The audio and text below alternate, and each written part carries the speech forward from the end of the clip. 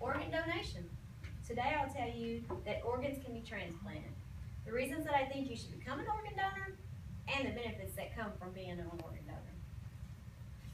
Organ donation is a selfless way to give back to others and to be able to make a huge difference by giving another person a second chance at life. The number of patients waiting for an organ far exceeds the number of people who have registered to become an organ donor.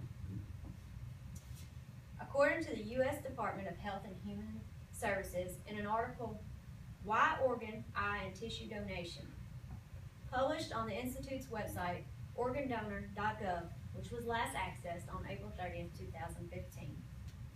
123,000 plus people are waiting for an organ. 21 people die each day waiting for an organ. One person can save 8 lives.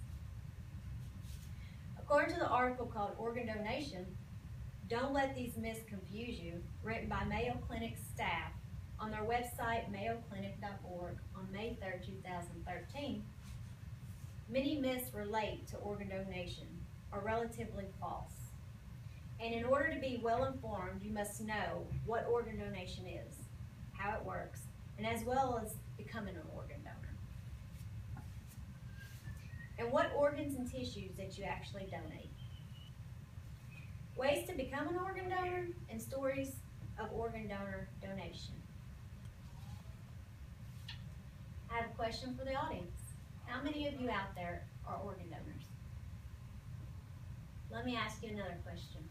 What made you become an organ donor? Because I figured that if I wasn't able to use it, someone else should be able to.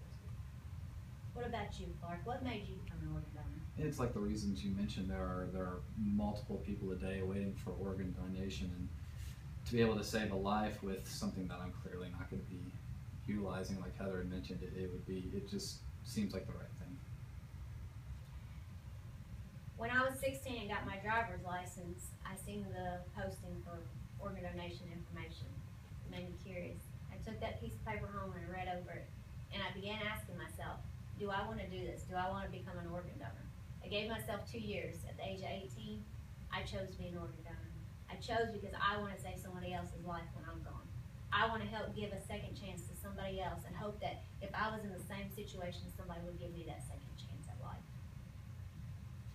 What is organ donation and how does it actually work? Take healthy organs and tissues from one person for transplantation into another. Organs you can donate include your kidney, your heart, your liver, your pancreas, your intestines, your lungs, your skin, bone marrow, and your cornea, which is the front part of your eye.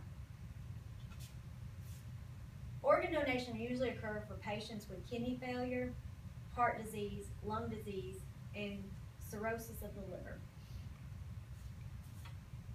Transplant is usually the last course of action in the treatment of a patient.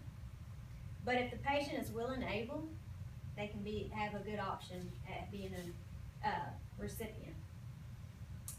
If the patient consents to it, then they get put on a list. At this time, they wait for their organ donor to give them an organ.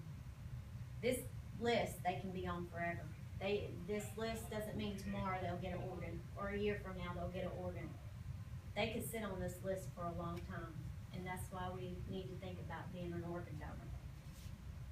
According to the DMV, in an article called Critical Care and Determination of Death, published on the Institute's website, dmv.org, how organ donates works. It was last accessed on April 30th, 2015. They tell you about the acceptable donors are those who are brain dead, but are still in life support.